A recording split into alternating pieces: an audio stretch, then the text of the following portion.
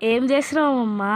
నేనా చాటలకు కాగితాలు మెంతులు నానబెట్టి అందులో పసుపు వేసి మెత్తగా మిక్సీ పట్టుకొని చాటలకు ఇలా పూసుకోవాలి. పూసుకున్న తర్వాత కొద్దిగా నీడకు ఆరబెట్టుకుంటే చాటలు మళ్ళీ కొత్త వాటిలో తయారైపోతాయి. ఓ అవునా అమ్మమ్మ, ఈ ట్రిక్ ఏదో బాగుంది. మీరు కూడా ఈ ట్రిక్ ట్రై చేయండి.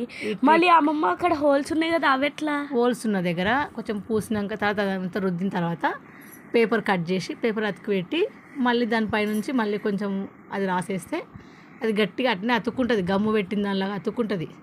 6 months అయినా 1 year అయినా ఆ పేపర్ ఊడిపోదు.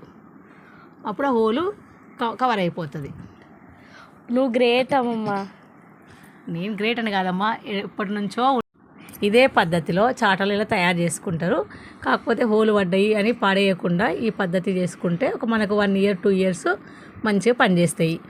అట్లాగని ఈ చాటలు ఇలానే వాడుకుంటారు. నేను ట్రై చేస్తామమ్మా, ఒకటి సరే, చిన్నది ఒకటి ఇస్తాను. దానికి నువ్వు దీనంతా మంచిగా రాసి పెట్టు, చూద్దాం ఎట్లయితుందో.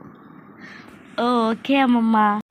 మా అమ్మమ్మ ఇప్పుడు పూస్తుంది కదా, ఈ చాట ఎన్ని ఇయర్స్తో అంటే మీరు షాక్ అయిపోతారు. 25 years చాట. మా మమ్మీ ఇంకా దీన్నే యూజ్ చేస్తుంది.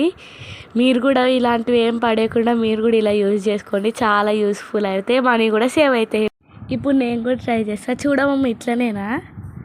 అట్లనే కాక మంచిగా సాఫ్ట్గా అనేసి పెట్టు. ఓకే, ఇప్పుడు నేనైతే మంచిగా రాస్తున్నా.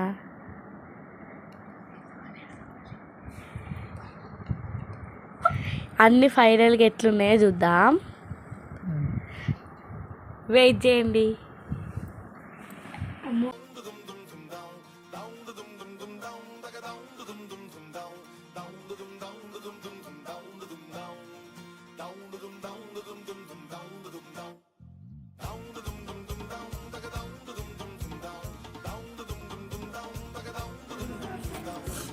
ఇలాంటి పాత పద్ధతులు ఎన్నో మనకు చాలా యూజ్ అవుతాయి. మీరేమంటారు? Okay, bye bye. ఇప్పుడు ఫైనల్గా లాస్ట్కి ఎలా ఉన్నాయో చూసేద్దాం. నచ్చితే like, share, subscribe. Bye bye.